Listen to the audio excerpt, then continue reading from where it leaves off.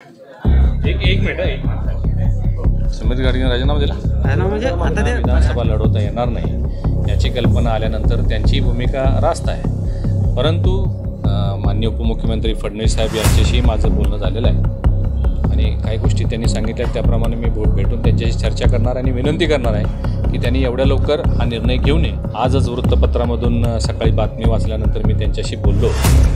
मी आज संध्याकाळी त्यांना भेटून विनंती करणार आहे। अशाच नवनवीन अपडेट्ससाठी डिजिटल कोल्हापूर चॅनलला सबस्क्राइब करायला विसरू नका। आमच्या फेसबुक इन्स्टालाही नक्की फॉलो करा।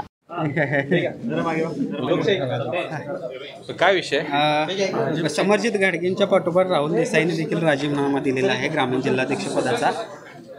एक मिनिट समित गाडगेंनी राजीनामा दिला म्हणजे आता ते राष्ट्रवादीच्या वाटेवर आहेत।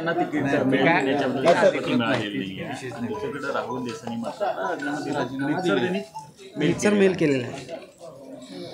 समर्जित राजे हे भारतीय जनता पार्टीचे आमचे या जिल्ह्याचे एक प्रमुख नेते आहेत। नव्यानं जे राज्यामध्ये महायुतीचं जे समीकरण झालं याच्यामध्ये राष्ट्रवादी पक्ष आमच्यासोबत आला आणि त्यामुळं त्यांनी जे गेले काही वर्ष या विधानसभेसाठी कष्ट केलेलं होतं त्यामध्ये त्यांना अडचण निर्माण झालेली लक्षात आली आणि म्हणून कदाचित त्यांनी हा निर्णय घेतला असावा।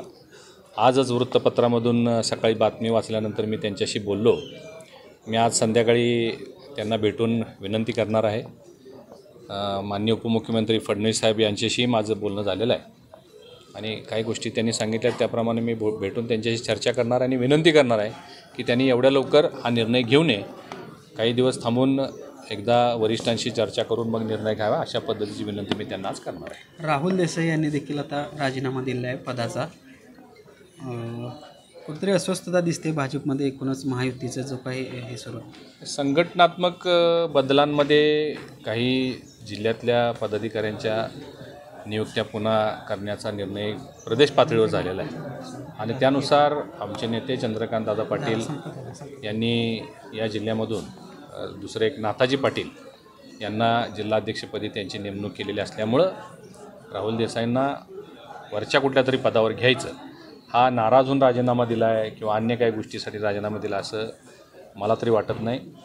राहुल देसाई हे सुद्धा आमचे भद्रगड तालुका राधानगरी तालुक्याचे एक प्रमुख नेते आहेत आणि भविष्यामध्ये त्यांना भारतीय जनता पार्टीमध्ये वेगळ्या जबाबदाऱ्या दिल्या जातील याची मी त्यांना खात्री दिलेली आहे। समर्जित घाडगेंनी 23 तारखेला कार्यकर्त्यांचा मेळावा बोलवलेला आहे।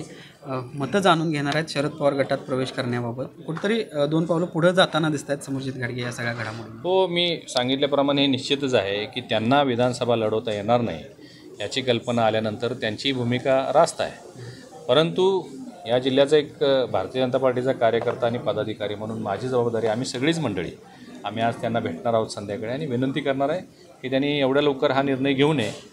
भविष्यात आणखीन काही घडामोडी होणार असतील त्यांच्या संदर्भात पक्ष काही निर्णय घेणार असेल तर त्या संदर्भात वरिष्ठांशी चर्चा करावी आणि मग निर्णय घ्यावा हा निरोप घेऊन आम्ही आज त्यांना भेटणार आहे। घटक पक्ष खूप मोठ्या प्रमाणात आहेत त्याच्यामुळे ही अशा प्रकारची परिस्थिती ओढावते का? कारण कोल्हापुरात बाकीच्या ठिकाणी सुद्धा तिकीट मिळणार नाही तर आम्ही इकडे का थांबू अशा प्रकारची भूमिका आहे। कोल्हापूर उत्तर असेल किंवा दक्षिणमध्ये सुद्धा आम्हाला जागा पाहिजे अशा प्रकारची भूमिका आहे।